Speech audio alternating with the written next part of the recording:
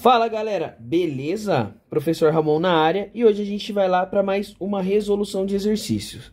E o exercício de hoje é um exercício especialmente para a galera do curso de mecânica da FATEC, tá? E para você que toda vez que nós explicamos alguma coisa em sala de aula, olha para nossa cara e pergunta: "Ô pro, para que eu vou usar isso na minha vida?" Tá aí a resposta, né? Você que é aluno do 9º ano, aluno do 1º ano do ensino médio e até do 2º ano do ensino médio, se tem a curiosidade de saber o porquê que vocês aprendem os triângulos retângulos, hoje você vai entender, né? Lembrando que esse exercício, esse conteúdo é um conteúdo que vocês veem lá no ensino médio, 3º ano, normalmente vocês veem em física, né, quando eles falam das grandezas vetoriais, mas é um exercício que também é utilizado lá na graduação, quando eles precisam falar de alguma coisa envolvendo força, tá? Então, hoje, esse exercício, nós necessariamente vamos falar da decomposição. Então, sem mais delongas, bora lá para o exercício. Tá assim, ó, utilizando a decomposição de vetores, determine o módulo resultante dos vetores do sistema abaixo. Aí você vai dizer o seguinte: pro, como assim? É um canal de matemática, você está falando de física? É, porque na verdade ele é um exercício de matemática que está caracterizado como um exercício de física, tá? Então, bora lá, como é que a gente vai fazer essa decomposição, né? Então, para você que já estuda aí a física básica, sabe que todo vetor resultante, ele tem os seus vetores iniciais, vamos dizer assim, né? E aqui a gente vai fazer essa decomposição, tá? Ele quer saber a resultante do sistema abaixo. Nós temos aí 3 forças que estão agindo sobre essa resultante, né? Lembrando que aqui, quando nós falamos de vetor, né? O que é um vetor? Vetor nada mais é do que um segmento de reto orientado que tem módulo, direção e sentido, tá? E aí, de acordo com o sentido, nós vamos fazer aí a resultante desses caras. Tudo bem? Nesse caso, para a gente fazer a resultante entre eles, eu vou precisar necessariamente saber quem que são os vetores originais deste cara aqui, ó. Deste cara aqui, do vetor de 20 newtons, tudo bem? E para isso, eu vou utilizar a matemática básica, tá?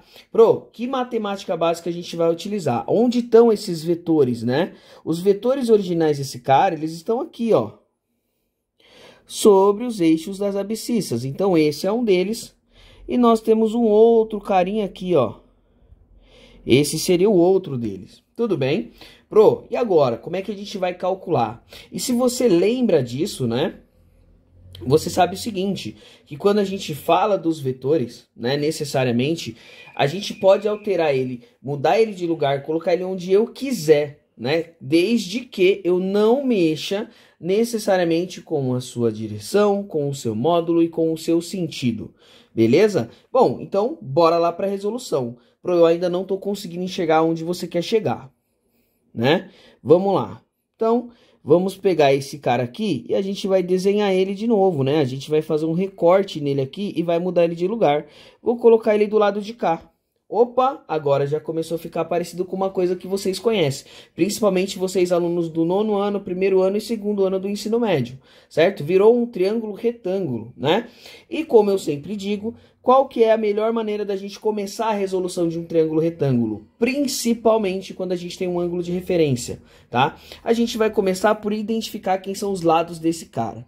Ah, Pro, mas para que eu preciso fazer isso? Vocês vão entender agora, tá? Então a gente tem aqui, ó, a hipotenusa, né?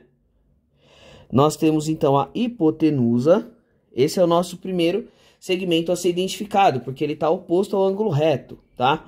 Eu tenho aqui, ó, se eu lançar uma flechinha do A, eu tenho um cateto oposto, né, ó? A gente vai chamar de CO, tudo bem? E quando eu olho o ângulo que está encostando nele, a gente vai chamar de CA, tudo bem? E ainda, o exercício para te ajudar, ele disse o seguinte, né? Ó, ele te deu essas informações aqui, que são informações importantes. Se o triângulo em si, ele já não tiver desenhado, né? Como não estava, essas informações, elas dão conta de que, necessariamente, você vai usar uma coisa chamada razões trigonométricas para resolver esse exercício. Lembrando que nós temos que encontrar esses dois vetores que nós não conhecemos, né? E para isso, a gente vai usar essas razões trigonométricas. Ô, Pro, quem que são essas razões trigonométricas? Corri, caí na coca. Ih, Pro, não entendi nada do que você falou. Vamos lá então, vamos escrever que eu acho que fica mais fácil. Corri, cair na coca, né? E aí, quando a gente olha para esses caras, quem são esses caras? Seno de alfa, cosseno de alfa e a tangente de alfa. Esse é o famoso correr e cair na coca. E tem outras maneiras de decorar esse cara. Tudo bem? Bom, começo selecionando algum deles, né? Como é que eu vou selecionar? Eu tenho que descobrir o cateto oposto e o cateto adjacente. Então, de cara, eu já sei que a hipotenusa, que a tangente, perdão, eu não posso usar. Por quê? Porque na tangente vai usar tanto o cateto oposto quanto o cateto adjacente. E eu não tenho nenhum dos dois. Então, ou eu uso o seno, ou eu uso o cosseno, ou eu uso os dois, né? No meu caso aqui, eu vou utilizar os dois, começando pelo seno. Então, eu sei o seguinte, que seno de alfa, né, é igual o cateto oposto, que eu não sei quem é, vou continuar chamando ele de cateto oposto, sobre a hipotenusa. A hipotenusa vai ser a intensidade, né, do vetor hipotenusa, que vai ser 20 newtons, tudo bem? No lugar do seno, vou substituir quem? 0,8, que é o valor dele, né? Igual a cateto oposto sobre a hipotenusa. E para a gente descobrir quem é esse cateto oposto é muito simples. A gente pega esse 20, está dividindo, ele passa para o outro lado multiplicando, né? Então, nosso cateto oposto é igual a 0,8 vezes 20. Portanto, o nosso cateto oposto é igual a 16 newtons, né? Então, a gente já sabe que esse carinha agora ele tem um valor. Ele vale 16 newtons, tudo bem? Bom, bora lá então para a parte do cateto adjacente, né? Que seria o nosso vetor horizontal. Então, para o cateto adjacente eu vou usar o cosseno. Cosseno de alfa é igual ao cateto adjacente, que eu não sei quem é, sobre a minha hipotenusa, que é 20. Tudo bem? Meu cosseno de alfa vai ser o quê? 0,6. Igual ao cateto adjacente sobre 20. Mesma coisa agora, ó. Pego esse carinha aqui e mando ele para o lado de lá multiplicando. Tudo bem? Mandei ele para o lado de lá multiplicando. Então, a gente tem 0,6 vezes 20 igual cateto adjacente. Tudo bem? Bom, agora vamos resolver esse cara. Nosso cateto adjacente, ele tem um valor de 12 newtons. Tudo bem? Esse carinha aqui embaixo agora vale 12 newtons. Ótimo. Então, vamos devolver agora o cateto oposto lá no lugar dele, né? Vamos devolver esse vetor. Lembrando que eu posso movimentar o vetor para onde eu quiser, desde que eu não altere módulo, direção e sentido desse cara, tá? Então, venho aqui, vou selecionar ele, né? E vou devolver ele lá de onde ele saiu.